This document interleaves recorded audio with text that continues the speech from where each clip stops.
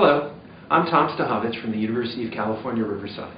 Last year I had the privilege of participating in Maieutic Parataxis, where I described a new research project we were working on aimed at creating CAD tools that can work from natural forms of user input, specifically sketching, speech, and gestures.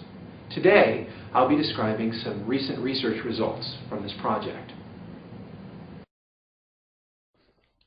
Our work is motivated by observing the ease with which designers can communicate design ideas to one another using simple sketches like this.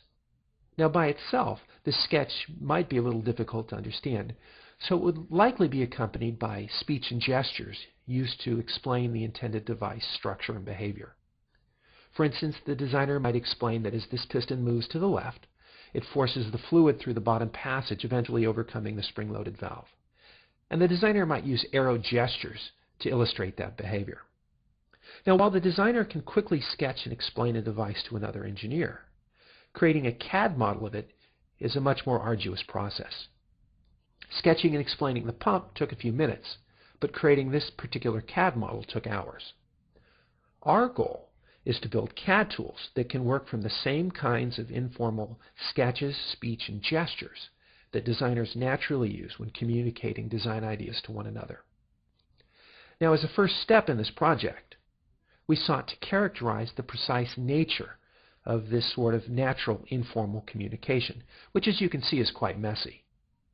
This is an example of an actual sketch drawn by an engineer in explaining the structure and behavior of a pair of vice grip pliers. Trying to recognize and understand the elements in the sketch is clearly a difficult task. So as a first step, we focused on creating algorithms to distinguish the pen strokes representing device structure from those representing gestures. We began this work by conducting a study in which pairs of participants were asked to explain devices to one another using a shared drawing environment. So that participants were placed in separate rooms and communicated via tablet PCs, microphones, and speakers. After examining the data from our user study, we developed a neural network classifier to distinguish between gesture pen strokes and non-gesture strokes. The inputs to the network are features extracted from the sketch and features extracted from the speech.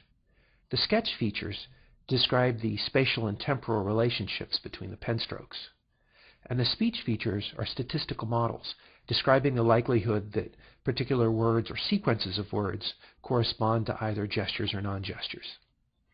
One interesting result of this study was that the accuracy of the neural network using only sketch features is the same as the accuracy using only speech features. This suggests that the amount of content in the two modalities is roughly the same. However, the content itself is clearly different, as the classification accuracy is higher when both modalities are used simultaneously. Currently, we're achieving better than 86% accuracy. Now, here's an example of the program output for a relatively clean sketch. The gesture pen strokes have been indicated with red color coding. Here's program output for a messier sketch, and despite the messiness of the sketch, the program has done a perfect job in classifying the strokes. Here are the results for the original vice grip pliers that I showed earlier in the video. And here the program's done a reasonable job despite how messy the sketch is. And in fact, this sketch is so messy that even a human would have difficulty identifying what's what. For more information about this project, please contact me at the email address listed. Thank you.